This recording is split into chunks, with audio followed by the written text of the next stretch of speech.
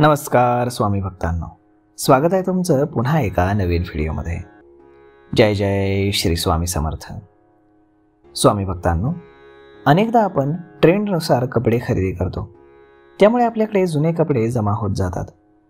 अनेक वेळा लोक त्यांचे जुने कपडे जवळच्या ओळखीच्या व्यक्तीला देतात किंवा दान करतात, परंतु कपडे दान केल्यानंतर जुन्या मालकाची ऊर्जा, भावना किंवा अनुभव परिधानकर्त्याकडे हस्तांतरित होऊ शकतात, ज्यामुळे दान करणाऱ्या व्यक्तीवरती देखील नकारात्मक प्रभाव पडत असतो। नकारात्मक परिणाम टाळण्यासाठी जुने कपडे दान करण्यापूर्वी त्या वास्तूचं नियमन जाणून घेणं फार जास्त आवश्यक आहे। जुने कपडे दान करण्याचे काही नियम आहेत, ते आपण नक्कीच जाणून घेतले पाहिजेत आणि जुने कपडे दान करताना ते वापरायलाही हवेत। तर मग चला आजच्या व्हिडिओला सुरुवात करूयात, परंतु त्याआधी जर तुम्ही चॅनलवरती नवीन असाल तर चॅनलला सबस्क्राईब करायला विसरू नका आणि व्हिडिओला देखील लाईक आणि शेअर करायला विसरू नका।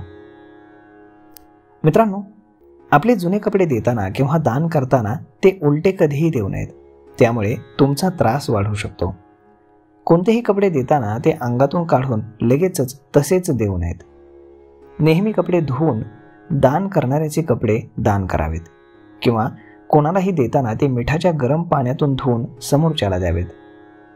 जर तुम्ही एखाद्याला जुने कपडे दान करत असाल तर शक्य असल्यास ज्या व्यक्तीला तुम्ही कपडे दान करत आहात त्याच्याकडनं थोडेसे पैसे घ्या, भले ते 1 रुपया 2 रुपये असू दे, चालेल।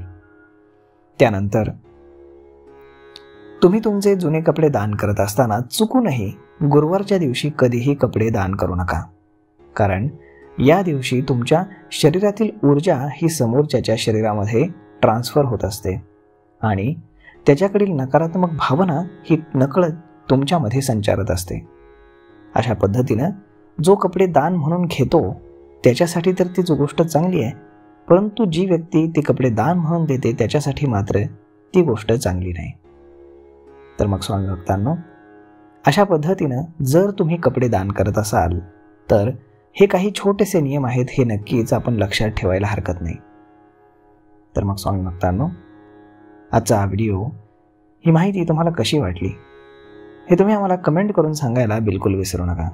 आणि जर आवडली असेल तर आपल्या जवळच्या मित्रमंडळींसोबत देखील हा व्हिडिओ तुम्ही शेअर करायला विसरू नका। धन्यवाद।